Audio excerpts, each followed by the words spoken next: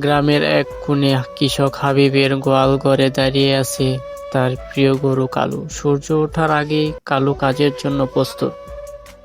হাবিব লাঙল নিয়ে মাঠে আসে। কালু শান্তভাবে লাঙল টেনে জমির চাষ শুরু করে। কাদা, রোদ, ক্লান্তি কিছুই তাকে থামতে পারে না। অন্যরা বিশ্রাম করলেও কালু কখনো বিশ্রাম করে না। কালুর শরীর ঘামে ভিজে যায়। হাবিব চিন্তিত হয়ে পানি দেয়, মাথায় হাত বুলিয়ে দেয়। কালু যেন চোখে বলে, চিন্তা করো না, আমি পারবো।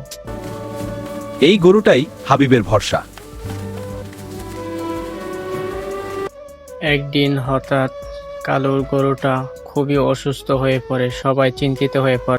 সবাই দৌড়ে এসে কেউ পানি নিয়ে আসে, কেউ ঘাস নিয়ে আসে কালুকে সুস্থ করার জন্য। কালু সুস্থ হয়ে আবার মাঠে ফিরে আসে। সবাই অনেক খুশি হয়ে যায়। আবার মাঠে সোনালী ধান।